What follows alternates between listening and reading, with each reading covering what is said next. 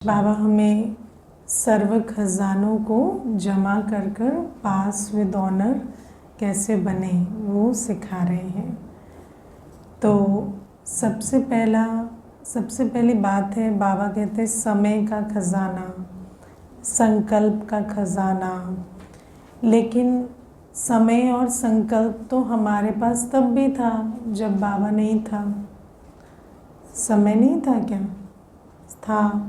हाँ, संकल्प नहीं था क्या? अगर नहीं होता तो इतने पापी बनते कैसे? उसी से तो बने ना।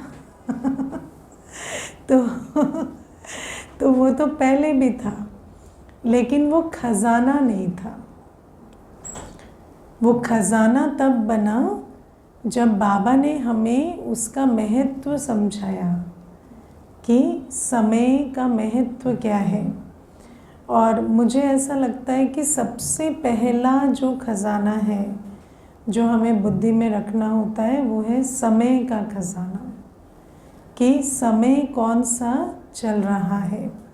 और बाबा हमें कहते हैं कि संगम युग का ये जो समय है, इस समय में तुम्हारे पास बाबा है, बाबा के द्वारा सर्व प्राप्ति करने की अपॉर्चुनिटी है। तो इस समय तुम चाहो तो अपनी तकदीर बना सकते हो।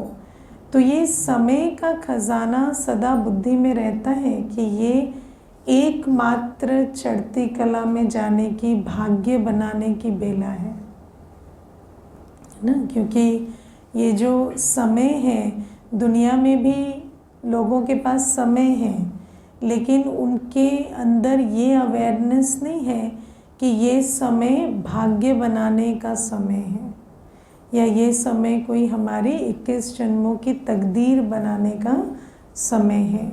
तो वो अवेयरनेस ना होने से वो तो समय को गंवाते रहते हैं।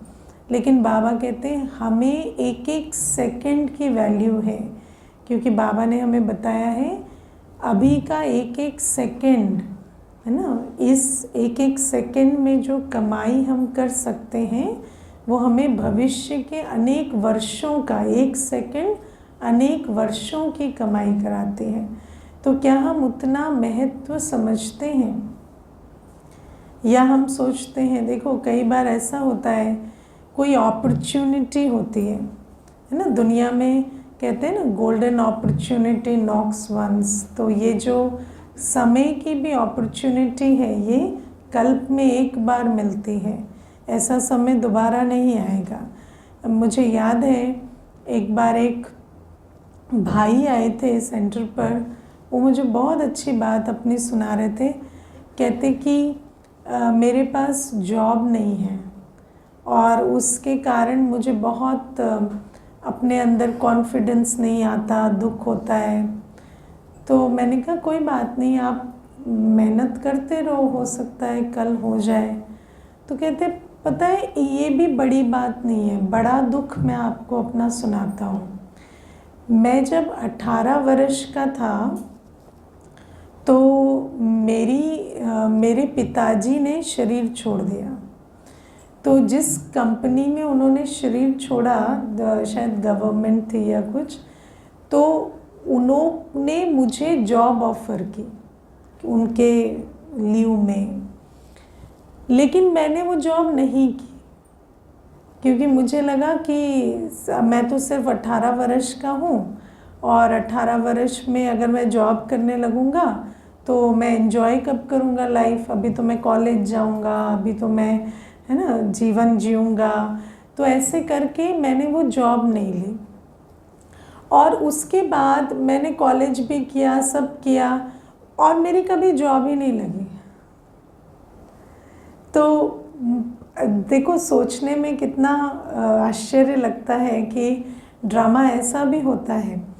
तो बाबा हमें कहते हैं कि कई बार ऐसा होता है कि जब हमें समय दस्तक देता है तो हम उसकी सुनते नहीं, बाद में वो समय गुजर जाता है, फिर हम सोचते हैं हम भगवान का बने करें, तो वो समय गुजर गया, उसके बाद कुछ कर नहीं सकते। और जैसे जैसे हम ज्ञान में आगे बढ़ रहे हैं तो हम समझ रहे हैं कि समय भी अपनी समाप्ति की तरफ जा रहा है। तो ये जो संगम युग का बहुत थोड़ा सा समय बचा हुआ है, और ये संगम युग का समय एकमात्र समय है भाग्य बनाने का। और इसी समय पर माया भी बहुत तंग करती है ना। माया ऐसी है जो भाग्य बनाने की बेला की अवेयरनेस की क्लास भी नहीं सुनने देती है ना, उसमें भी नींद दिला देगी, ऐसी भी है माया। तो जब ऐसा समय आता है और जब एक अपॉर्चुनिटी आती है तो उसको हमें वेस्ट नहीं करना है, क्योंकि अगर कर दिया तो अभी नहीं तो कभी नहीं है। और इसका पश्चाताप हम सोच भी नहीं सकते कैसा होता है। आप सोचो, उस भाई को जो 18 वर्ष की आयु में वो जॉब नहीं किया, उसको कोई आइडिया थोड़ी था कि मैं एक दिन, जब वो यहाँ आया था उसकी आयु शायद 29-30 वर्ष होगी शरीर की, तो वो उसको ये थोड़ी पता था कि एक दिन मैं जाकर भगवान के घर में ये कहूँगा कि मुझे पछतावा हो रहा है कि मैंने वो जॉब छोड़ दी थी। और आप सोचो, एक जॉब तो बहुत छोटी चीज़ है ना, मान लो कर भी ली होती तो हो सकता है ना, बाबा कहते क्या निश्चित है कि रहती नहीं रहती। लेकिन ये जो संगम युग का समय है, ये तो एक बार गया तो फिर आना नहीं है ना, 5000 वर्ष के बाद आएगा। तो क्या हम इस समय के महत्व को जानकर चलते हैं? ये समय पूरे 21 भी नहीं, बाबा कहते पूरे कल्प के लिए कमाई जमा करने का समय है। तो क्या हम इस समय के महत्व को जानकर इसे सफल करते हैं, या हम इसको गंवा रहे हैं? या कई ऐसा तो नहीं है कि बाबा तो कहते भी नहीं लेकिन हम पाप भी बना रहे हैं? ऐसा तो नहीं कि, है ना, संगम युग के समय में ज्ञानी तो आत्मा बन के भी काम, क्रोध, लोभ, मोह, अहंकार, आसक्ति, ईर्ष्या, द्वेष के वश पाप कर्म भी इकट्ठा कर रहे हैं। तो बाबा हमें कहते हैं इसीलिए बहुत केयरफुल रहना है इस समय के बारे में, है ना। और फिर बाबा हमें कहते हैं कि बाबा ने हमें श्रेष्ठ संकल्पों का खजाना दिया। दुनिया में तो, है ना, क्या कहेंगे, मेरे साथ बुरा ना हो जाए, मेरे साथ बुरा नहीं होगा, ठीक है, बस इतना तक आता है। मेरे साथ बुरा ना हो जाए का ऑपोजिट है मेरे साथ कभी बुरा नहीं होगा। लेकिन बाबा हमें कहते हैं मेरे साथ तो भाषा ही नहीं है ना, मैं तो विश्व का कल्याण करने वाली आत्मा हूँ। तो बाबा कहते कि मैं तो तुम्हें, हम लोग कहते हैं ना, negative, waste, positive, elevated thoughts भी जो हैं, नेगेटिव, वेस्ट, ऑर्डिनरी, है ना, और फिर पॉजिटिव और एलिवेटेड, ये 5 प्रकार के संकल्प होते हैं, है ना। तो एक तो नकारात्मक संकल्प हो गए, दूसरा व्यर्थ हो गए, तीसरे साधारण हो गए, चौथे पॉजिटिव हुए। लेकिन 5वां जो कैटेगरी है उसको कहते हैं श्रेष्ठ संकल्प। तो जो श्रेष्ठ संकल्प है, जो स्वमान में रहने से जो संकल्प हम इमर्ज करते हैं, जो बाबा हमें संकल्पों का खजाना मुरली में देते हैं, है ना, कि ये विश्व स्वर्ग बन रही है, ऐसा कोई सोचता है? ये विश्व स्वर्ग बन रही है ना, मैं आत्मा, देव आत्मा हूँ। तो बाबा कहते ऐसे श्रेष्ठ संकल्प रचने बाबा हमें सिखाते। तो ये जो श्रेष्ठ संकल्पों का खजाना है, ये बाबा हमारी झोली में इस संगम युग में डालते हैं। अब श्रेष्ठ संकल्प तो सिर्फ बाबा की मुरली में मिलते हैं, है ना। श्रेष्ठ संकल्प कहाँ मिलते हैं? बाबा की मुरली में। तो क्या हम वो खजाना जमा कर रहे हैं या मुरली भी मिस हो रही है? ऐसे तो कोई नहीं बैठे जिनकी पिछले हफ्ते एक भी मुरली मिस हुई हो, मुरली अगर मिस हुई तो माना खजाना जो जमा करने की अपॉर्चुनिटी थी, आप सोचो कि बाबा ज्ञान का खजाना दे रहा है, श्रेष्ठ संकल्प सिर्फ मुरली में मिलते है ना। और जब आप मुरली सुनेंगे, मुझे याद है एक बार कोई मुझे कह रहे थे कि आप लोग जो बातें चलते फिरते सुना देते हो ना, वो बातें तो बड़े बड़े जो दुनिया में नामी ग्रामी मोटिवेशनल स्पीकर्स होते हैं, उनकी पूरी क्लास में एक सार होता है ना। तो हमने कहा हमें भगवान पढ़ाता है हमें भगवान पढ़ाता है, और अगर आपको भी सीखना है तो आप भी मुरली सुना करो। मुरली में बाबा हमें ऐसी बातें उठते बैठते सोते खाते सुनाता है। तो बाबा हमें कहते इतने श्रेष्ठ संकल्पों का खजाना हमें बाबा देते हैं। स्वमान में स्थित करने वाले, अपनी श्रेष्ठता में स्थित होकर जो संकल्प हम रचते हैं, वो खजाना बाबा हमें देते हैं। तो बाबा हमें कहते क्या हम वो खजाना जमा कर रहे हैं? क्योंकि बाबा ने आज हमें जमा करने की विधि क्या बताई है? 3 बिंदी लगाना है ना। आत्मा बिंदी, बाबा बिंदी, ड्रामा बिंदी। कई बार ऐसा भी हो सकता है कि बैठे क्लास में है, ज्ञान का खजाना बट रहा है, लेकिन बिंदी नहीं लगाई है तो जमा नहीं होता। फील किया है ना कि सारी मुरली पूरी हो गई और धारणा के सार से पहले बैग उठा के चलने का मन कर रहा है, क्योंकि अभी पूछा जाएगा कि क्या सुना, तो एक भी पॉइंट याद नहीं है तो सोचते पहले ही भाग जाए जो कोई पूछे ना कि क्या सुना। तो बाबा हमें कहते हैं कि अगर हम मुरली भी सुन रहे हैं, पर जमा कब होगा? बुद्धि रूपी जो झोली है उसको वो सील्ड होगी, तब तो जाके जमा होगा ना। नहीं तो बुद्धि रूपी झोली में से तो वो बह जाता है। जितना सुना, हाँ, एक कान से सुना, दूसरे कान से निकाल दिया, तो बुद्धि में ठहरेगा कब? जब 3 बिंदी का तिलक लगाकर बैठे होंगे। जब बाबा कहते आत्मा बिंदी बनकर बैठना, तो आत्मा बिंदी का तिलक माना, बाबा ने आज बहुत अच्छे से समझाया, स्वमान में रहना है ना। जब हम स्वमान में बैठे हैं, है ना, स्वमान में कैसे बैठेंगे? स्वमान में बैठने वाले की बॉडी लैंग्वेज कैसी होगी? इधर उधर गिरेंगे, सीधा बैठेंगे, है ना। स्वमान में जब रहते हैं तो हमारी बॉडी लैंग्वेज से भी मालूम पड़ता है।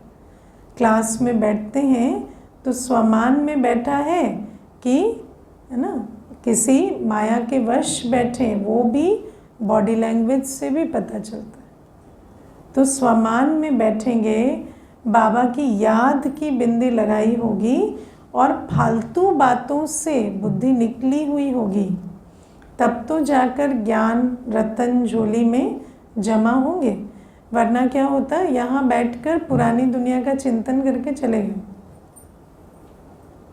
ऐसा भी होता है ना। बाबा ने मुरली पूरी की और यहाँ हमारा एक व्यर्थ चिंतन का प्रोजेक्ट ख़त्म हुआ, और बाबा अपनी जगह, हम अपनी जगह। तो बाबा हमें कहते इस प्रकार से अपने ऊपर अटेंशन देना है कि ज्ञान सागर तो झोली भर रहे हैं और रोज़ आते हैं, लेकिन क्या हम बाबा से रोज़ झोली भर रहे हैं? और क्या हमारी झोली में छेद तो नहीं है? अगर 3 बिंदी का तिलक नहीं है तो झोली में छेद है, और जो भी सुनते हैं वो रिटेन नहीं होता, बह जाता है। तो ये भी बाबा हमें समझाते हैं। तो बाबा हमें कहते हैं कि मैं तो सदा तुम्हारी झोली भर रहा हूँ, लेकिन तुम मुझसे लेकर जमा कैसे करेंगे? जब तुम 3 बिंदी का तिलक लगाकर बैठेंगे, है ना। और जमा करने के लिए क्लास में जमा करने हैं ज्ञान रतन, तो भी 3 बिंदी का तिलक चाहिए।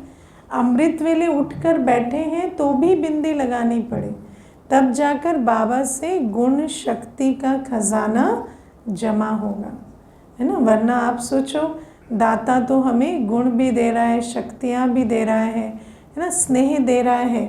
बाबा हमें इतना प्यार, हम पर इतना प्यार लुटाता है, लेकिन हम अमृत वेला बैठे, उसके बाद भी हम सारे दिन स्नेह स्वरूप क्यों नहीं रह पा रहे? इतना प्यार तो हमें प्यारा बना देना चाहिए ना। इतना प्यार बाबा हमें रोज़ देते हैं, तो हमें तो बहुत प्यारा बन जाना चाहिए, मीठा बन जाना चाहिए।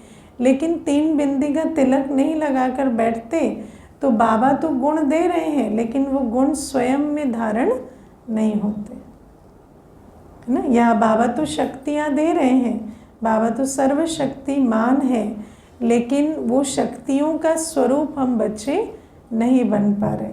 और सारे दिन भी बाबा कहते, अगर कर्म करते भी 3 बिंदी का तिलक लगाकर हम कर्म कर रहे हैं, तो कर्म करते भी जमा का खाता बढ़ेगा, है ना। और बाबा ने तो आज संकल्प, बोल या समय का खजाना या गुण शक्तियों के खजाने पर बहुत महत्व दिया। लेकिन खजाने तो और भी हैं, तन मन धन, समय श्वास संबंध, वचन कर्म, है ना। तो बाबा ने हमें ये सारी चीज़ें खजाना बनाना सिखाया। पहले शरीर क्या था? एक भोगवाद की वस्तु था, भोगवाद का इंस्ट्रूमेंट था। और अब तन को बाबा ने खजाना बनाया। इस तन से आप ईश्वरीय सेवा करते हैं, तो ये तन क्या हो गया? ये खजाना हो गया, जिससे आप कमाई जमा करते। तो बाबा ने तो हमें इस तन को सफल करना सिखाया, पर क्या हम इस तन को सफल कर रहे हैं, या अभी भी रो रो कर, है ना, सब कुछ करते हैं, है ना। भोजन बनाने में रोना आता है, और तैयार होके बाहर घूमने जाने में बहुत मज़ा आता है। तो तन से सिर्फ भोगवाद अच्छा लगता है, बाकी तन को से कोई काम करना वो अच्छा नहीं लगता, ऐसा तो नहीं। तन तो बाबा ने, और फिर साधारण कार्य में कर रहे हैं सफल या ईश्वरीय कार्य में कर रहे हैं, वो भी हमें देखना है कि हमारा तन साधारण धन कमा रहा है या दुआएं भी कमा रहा है, पुण्य का खाता भी कमा रहा है। क्योंकि इस समय तो हम तन की सेवा से बहुत पुण्य का खाता जमा कर सकते हैं, लेकिन क्या हम तन से वो कर रहे हैं, या तन से हम सिर्फ साधारण धन या कोई और चीज़ कमाने की पुरुषार्थ में लगे हुए हैं? तो ये भी देखना है। बाबा हमें कहते हैं मन से भी, जो श्रेष्ठ संकल्पों का खजाना है ना, तो एक एक श्रेष्ठ संकल्प से सृष्टि की रचना होती है। बाबा कहते संकल्प से सृष्टि, लेकिन श्रेष्ठ संकल्प से श्रेष्ठ सृष्टि। जब हमारे संकल्प, कल देखो मुझे कोई कह रहे थे कि मैं मैनिफेस्टेशन में बहुत बिलीव करते हूँ। तो मैनिफेस्टेशन क्या है? संकल्प से सृष्टि ना। तो जो बाबा हमें कहता वही है। तो उन्होंने कहा मैं मैनिफेस्टेशन में बहुत बिलीव करता हूँ। तो मैंने कहा मैनिफेस्टेशन तो आप हमेशा कर रहे होते हैं, पर क्या आप रियली इतने अपने थॉट को कंट्रोल में रखते हैं कि you know what you are manifesting? क्योंकि संकल्प से तो हमेशा सृष्टि बन रही है। तो क्या आपको याद है कि पिछले 1 घंटे में आपने क्या संकल्प रचे? क्या सोचा पिछले 1 घंटे में? तो कहते पता नहीं। तो मैंने कहा वो संकल्प भी मैनिफेस्ट हो रहे हैं। तो जिसके पास अपने थॉट के प्रति कंट्रोलिंग पावर नहीं है, वो संकल्प से सृष्टि क्या रचेगा? उसकी सृष्टि तो वो रच ही रहा है ना, उसी सृष्टि से तो दुखी है। तो अगर हमारा थॉट के ऊपर कंट्रोल ही नहीं है, अवेयरनेस ही नहीं है, कंट्रोल तो सेकंड चीज़ है, अवेयरनेस ही नहीं है, हमें पता ही नहीं पिछले 1 घंटे क्या क्या सोच लिया, तो वो जो सोच रहे हैं वो सब सृष्टि बना रहा है। तो इसीलिए बाबा कहते हैं श्रेष्ठ संकल्प से श्रेष्ठ सृष्टि रचो। पर क्या हम श्रेष्ठ संकल्प रच रहे हैं, या हमारे संकल्प जो व्यर्थ या विकारी या साधारण है, तो उनसे उस प्रकार की सृष्टि रचते चले जा रहे हैं, और फिर हम कहते हैं पता नहीं ये भाग्य मेरा और कौन लिख रहा है। और कोई नहीं लिख रहा, आप खुद ही बैठ कर लिख रहे हैं।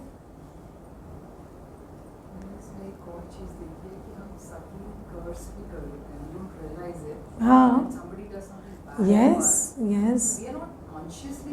और पता है वो कौन होते हैं? वो जिनको आप वैसे ब्लेस करते हो बैठ के, उनको, है ना, उनको आप क्या क्या दे चुके हो और उनका क्या क्या भाग्य बना चुके। बच्चों के लिए भी, आज मदर्स डे लेकिन मैं आपको बताऊं, बच्चों के लिए भी संकल्प चल जाते हैं, है ना। तो ये तो क्या हमारा इतना सेल्फ कंट्रोल है कि हम वो संकल्प से सृष्टि जो रच रहे हैं वो वैसी रच रहे हैं जैसा हम चाहते हैं, क्योंकि रच तो हम रहे हैं, है ना। देखो, मैं आपको एक अभी रीसेंट एग्जाम्पल देती हूँ। एक मेरी फ्रेंड थी, तो उसके साथ हम +2 से लेकर PG तक रहे, और एक कमरे में रहे PG में। तो बहुत डियर फ्रेंड है। तो उसके बाद क्या हुआ कि उसकी तो आदत ही नहीं किसी से टच में रहने की, और मैं भी बिज़ी हो गई, फिर वो टच एकदम ख़त्म हो गई। तो अभी 1 महीने पहले ना मुझे थोड़ा संकल्प आया कि वो ठीक है नहीं है, कहाँ गई, क्या करती है। तो मैंने देखा उसके कोई एक्वेंटेंस थे, तो वो ब्रदर उसके, तो मैंने उनको एक मैसेज फेसबुक पे कर दिया कि उसका नंबर मुझे दे दीजिए। अब वो मैसेज वो देखे ही ना, चेक ही ना करे, क्योंकि बहुत लोग फेसबुक के मैसेंजर नहीं चेक करते।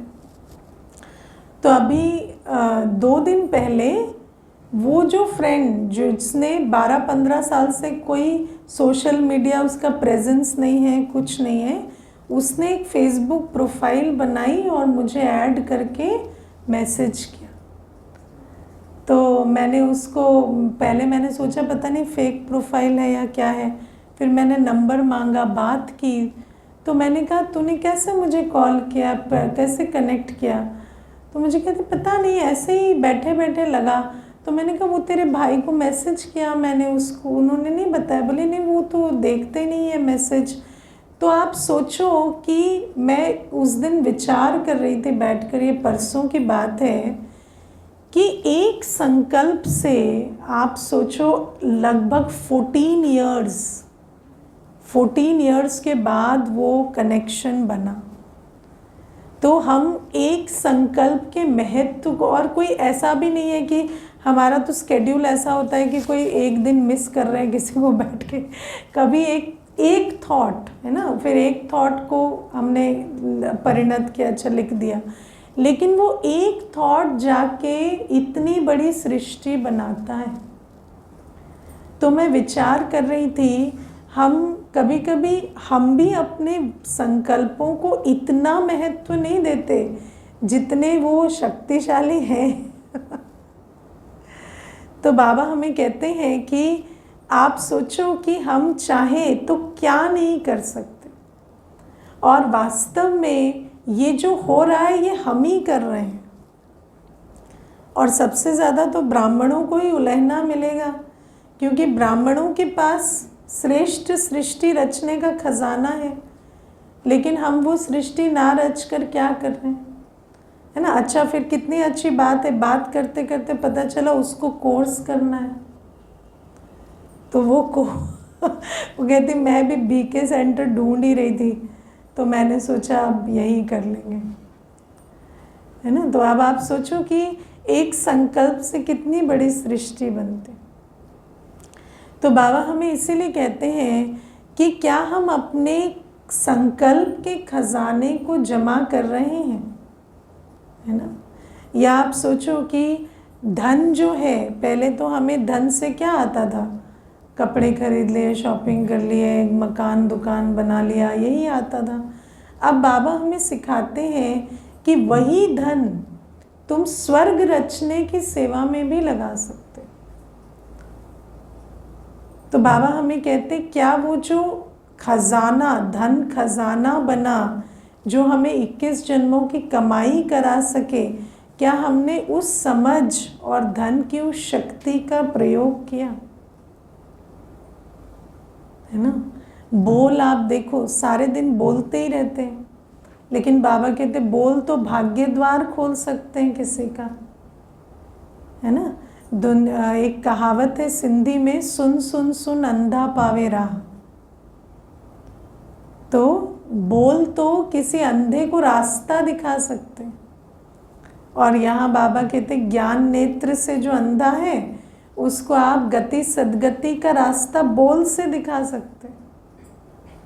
तो क्या वो बोल हम इतने एक्यूरेट, इतने ज्ञान योग से संपन्न रखते हैं कि उस बोल से हमारी कमाई हो, खजाना जमा हो, है ना। संबंध आप देखो, बाबा हमें, आप देखो दुनिया में मनुष्य कितना संबंध निभाता है ना। संबंध निभाते हैं कि नहीं? और संबंध निभाने में बहुत शक्ति लगती है। कोई भी संबंध, अगर किसी का, देखो एक भाई आए थे, वो अपने मित्र के साथ आए थे, दोनों लगभग 55 वर्ष की शरीर की आयु होगी। तो मैंने उनको पूछा आप दोनों एक दूसरे को कैसे जानते? बोलते मेरे 40 वर्ष का दोस्त है। तो मैंने कहा 40 वर्ष आप लोग फ्रेंड्स रहे हो? तो मुझे कहता हाँ। कहते इसीलिए मैं इसको पूरी तरह से जानता हूँ और मैं इसे बर्दाश्त भी करता हूँ। तो आप सोचो, किसी भी संबंध में कोई सहज तो नहीं होता ना। आप कितना इन्वेस्ट करते हैं, कितने गुण शक्तियाँ लगाते हैं, तब जाकर वो संबंध फलीभूत होता है। लेकिन मेजॉरिटी संबंध आप जो देहधारियों से रखते हैं वो अल्टीमेटली आपको सिर्फ दुखी करते हैं। इतना इन्वेस्टमेंट करके भी अंत में क्या होता है? अंत में कोई प्राप्ति नहीं होती। लेकिन बाबा कहते हैं कि अब मैंने तुम्हें ईश्वर के साथ संबंध रखना सिखाया। बाबा के साथ कैसे संबंध बनाएं वो हमें पता है ना। और बाबा के साथ संबंध बनाना भी कोई मासी का घर नहीं है। बाबा के साथ संबंध बनाने के लिए बाबा के कदम कदम श्रीमत पर चलना पड़ेगा, बाबा को साथ साथी बनाकर चलना पड़ेगा। तो उसके लिए तो फिर बाबा कहते हैं ना, कोई पाप नहीं सिर्फ बाप तब जाके होगा। तो उसमें भी बहुत इन्वेस्टमेंट लगता है, मेहनत लगती है, गुण शक्ति लगती है। कई बार बाबा का बनते हैं तब भी बहुत सहन शक्ति की भी बात आती है, क्योंकि कभी लौकिक परिवार से, कभी अपने स्वभाव संस्कार से बहुत सारे चैलेंजेस आते हैं। माया कई रूपों से आती है, तो उसको भी हमें सहना पड़ता है, सामना करना पड़ता है। अगर नहीं करेंगे तो बाबा का तो ऐसे नहीं बन सकते ना। कोई आपको फूल की माला चढ़ाता है, आप बाबा के बनते हो तो, और कोई चढ़ा भी दे तो कभी कभी आप खुद का संस्कार ही पीछे खींच देता है ना। मुझे एक भाई बताते थे कि मैं सबसे जीत गया, पत्नी ने ऑब्जेक्शन किया, उससे जीत गया, बच्चों से जीत गया, माता पिता से जीत गया, भाई बहन से, और अपना एक संस्कार मुझे ले डूबा।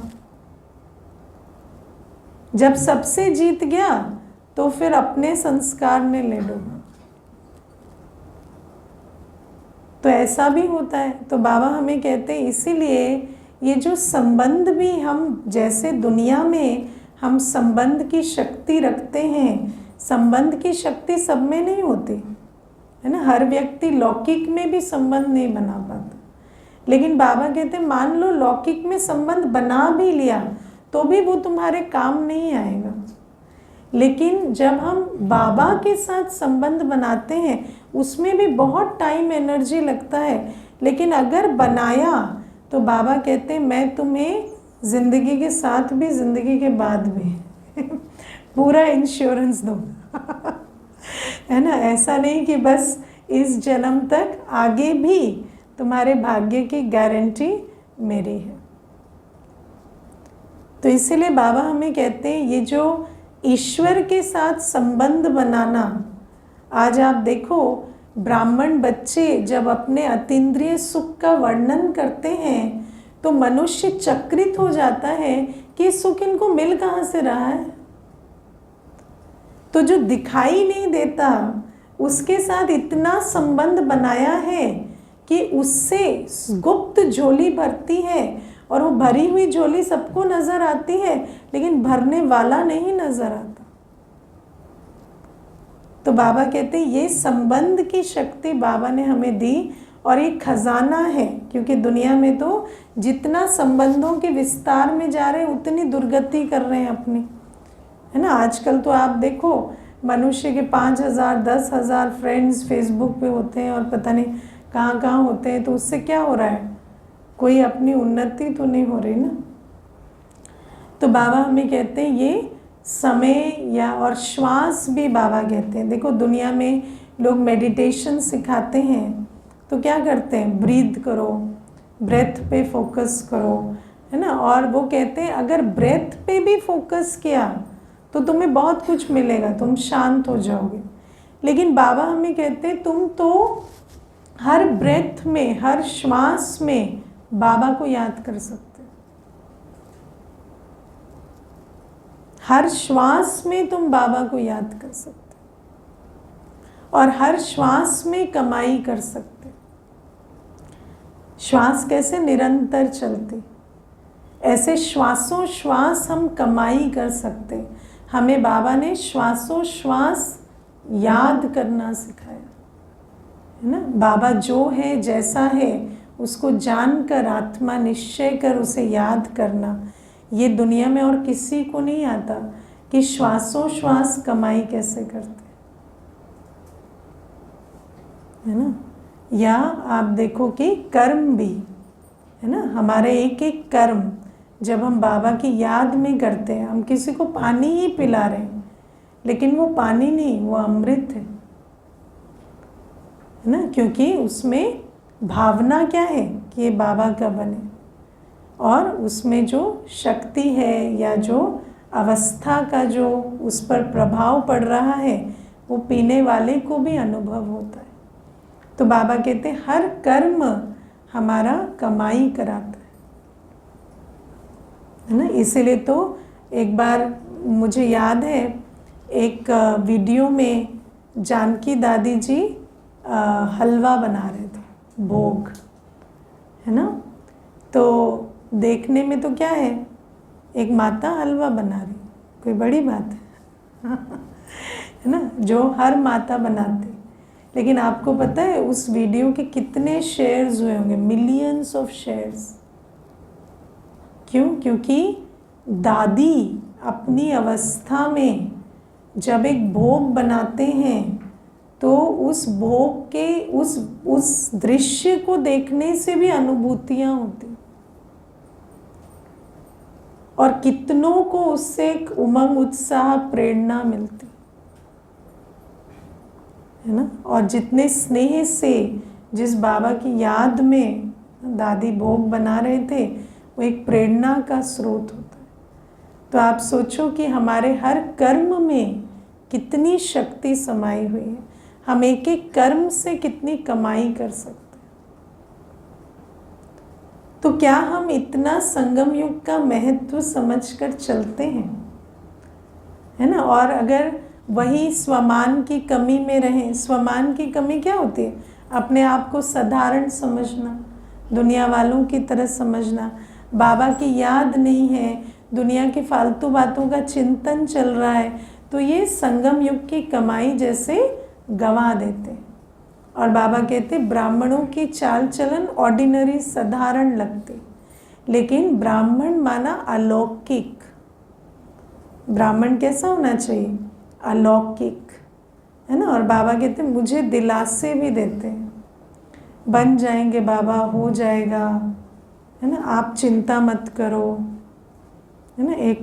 एक कन्या थी, ज्ञान में चली, फिर कई दिन आई लगातार, फिर हफ्ते भर नहीं आई। तो मैंने उसको फ़ोन किया, तो मुझे कहती है मैं बाबा की ही हूँ दीदी, कहीं भटकूंगी नहीं, आप चिंता बिल्कुल मत करो। तो क्या होता है, कई बार समझ में नहीं आता कि भटक गए हैं, पर दिलासा दूसरे को दे रहे हैं कि आप चिंता मत करो, हम ठीक हैं। तो मैंने कहा नहीं, मैं तो चिंता नहीं कर रही, लेकिन मैं सोच रही हूँ कि आप आते तो हमें अच्छा लगता, हम आपको मिस कर रहे थे। तो फिर कहती आऊँगी आऊँगी, जल्दी आऊँगी। वो जल्दी नहीं आया, और है ना, क्योंकि कई बार जान भी नहीं पाते कि अपनी अवस्था क्या हो गई है। तो बाबा इसीलिए हमें कहते हैं कि दिलासे नहीं देने हैं बाबा को, है ना, दृढ़ता लानी है, दृढ़ता लानी है। और हर ब्राह्मण का सिस्टम क्या है, कभी कभी ब्राह्मणों को बहुत उमंग आता है, संकल्प, श्रेष्ठ संकल्प आते हैं कि नहीं, हाँ हम ये बने, ये करें, ऐसा करें। और स्पेशली बाबा कहते हैं जब अमृत वेला बैठते हैं तो बहुत ऐसे आता है, आज ही दुनिया बदल देंगे, ठीक है ना। तो बाबा कहते हैं कि वो जो श्रेष्ठ वायदे तुम मुझसे करते हो, और बाबा कहते हैं इतने वायदे करते हैं कि मैं भी खुश हो जाता हूँ। आज तो बाबा इतना योग, इतनी सेवा, ऐसा ऐसा करेंगे, तो बाबा भी खुश हो जाते हैं। तो बाबा कहते हैं उन वायदों को थोड़ा दृढ़ता का पानी डालो, है ना। और दृढ़ता कैसे आती है, कोई भी चीज़ में दृढ़ता लानी है तो उसको बार बार रिवाइज करना पड़ता है। संकल्प कोई आपने रचा, वो आपकी रचना है, तो जैसे वो एक पौधे की तरह है, उसको आप फिर से संकल्प से सींचें, फिर स्मृति का पानी डालें, फिर उसको रिवाइज करें, बार बार याद दिलाएं। सुबह ये संकल्प किया है ना मैंने, मुझे ये करना ही है ना। तो जब आप बार बार अपने को स्मृति का पानी डालेंगे संकल्पों को, तो उसमें दृढ़ता आएगी, और वो दृढ़ता फिर संकल्प को कर्म बनाएगी। नहीं तो संकल्प तो बाबा के बच्चे बहुत अच्छे अच्छे रचते हैं, लेकिन वो संकल्प कर्म में नहीं आते ना। तो बाबा कहते हैं ये विधि है, और बाबा कहते हैं ऐसे नहीं सोचना कि अंत में बन जाएंगे, क्योंकि बहुत काल का जमा का खाता ही हमें बहुत काल का वर्षा दिलाएगा। त्रेता युग में अंत में आना है क्या, तो सतयुग आदि में आना है, तो उतना जमा का खाता चाहिए, उतना जमा का खाता होगा तो पूरा वर्षा मिलेगा ना। तो बाबा हमें ये बात बताते हैं। और फिर प्यारे बाबा हमें कहते हैं कि ब्राह्मणों की डिक्शनरी में मुश्किल शब्द नहीं होना चाहिए, और हाय हाय नहीं होना चाहिए, वाह वाह, हर चीज़ में वाह वाह, है ना। तो बाबा कहते हैं मुश्किल शब्द ब्राह्मणों की डिक्शनरी में नहीं होना चाहिए। मुश्किल कब लगता है, जब देह अभिमान में सब कुछ करते। बाबा कहते हैं बाबा के साथ जो हमारी जीवन है वो तो सहज योगी जीवन, मौज की जीवन होनी चाहिए। लेकिन मौज की जीवन की जगह मुश्किल क्यों लगती है, क्योंकि देह अभिमान में आकर मैंपन, मेरेपन का बहुत बोझ उठाते हैं। बाबा कहते हैं मैं करन करावन हार बैठा हूँ, हम कहते हैं आप बैठे रहो, हम कर लेंगे। बाबा का साथ लेते ही नहीं, अपनी शक्ति से, अपनी सब कुछ से करने की कोशिश करते हैं, तो फिर बोझिल होते हैं। और बाबा हमें ये भी कहते हैं कि कई बार कहते हैं वायुमंडल डिफ़िकल्ट है या साथी डिफ़िकल्ट है, तो वायुमंडल को कैसे परिवर्तन किया जाता है, वृत्ति से। अगर वायुमंडल मुश्किल है, देखो मान लीजिए आप ऐसे वायुमंडल में हैं जहाँ सब आपके अगेंस्ट हैं, ठीक है, तो आपको क्या करना है, आपको अपना एटीट्यूड चेंज करना है कि सब मेरे फेवर में। वायुमंडल से वृत्ति नहीं ले लेना। सब अगेंस्ट है तो आप नहीं सोचना कि सब मेरे अगेंस्ट है। आप अपना एटीट्यूड रखो, हर आत्मा मेरे फेवर में, तो वो बनेंगे जो आपने वृत्ति रखी है ना। तो जो वृत्ति आप रखेंगे उससे वायुमंडल बदलेगा, और अगर वायुमंडल से आप अपनी वृत्ति को बदल देंगे तो फिर उस वृत्ति से वायुमंडल को और ताकत मिलेगी। समझ है? तो अगर सब भी आपके विपरीत भी हो गए तो भी आप संकल्पों में अपने सामने क्या चित्र रखो, सब मुझसे बहुत स्नेह रखते हैं, सब मेरे ही फेवर में। समझ है? और वृत्ति से वृत्ति परिवर्तन होती है, ये प्रैक्टिकल है, पर आपको उतनी ताकत रखनी पड़ेगी कि वायुमंडल का प्रभाव आप पर ना हो और आप अपनी वृत्ति को ठीक रख सको। बिजनेस नहीं चल रहा, वृत्ति रखो मेरा बिजनेस बहुत फ्लरिश कर रहा है, मेरे जैसा प्रॉफिटेबल कोई है ही नहीं, वो प्रॉफिट आएगा। समझ है? कोई सहयोग नहीं दे रहा, सब मुझे ही सहयोग दे रहा है ना। सूक्ष्म दुआओं से मैं पल रहा हूं। तो जब ऐसा रखेंगे, वो सहयोग दे ना दे, आपको कोई कमी नहीं होगी सहयोग की, है ना। साथियों को कैसे परिवर्तन करते हैं? स्नेह से, रिगार्ड से। कोई आपका कितना भी अपमान करे, आप स्नेह और सम्मान दो तो वो भी परिवर्तन हो जाएगा। मनुष्य इतना भूखा है ना आज स्नेह और रिगार्ड का कि उसको नेचुरल है वो चीज़ टच करती। तो बाबा हमें कहते हैं तुम विश्व परिवर्तन करने वाले, क्या ये छोटी सी अपनी मुश्किल को परिवर्तन नहीं कर सकते? और बाबा ने हमें कौन सी विधि नहीं सिखाई है जो हम उस विधि से परिवर्तन की सिद्धि नहीं पा सकते?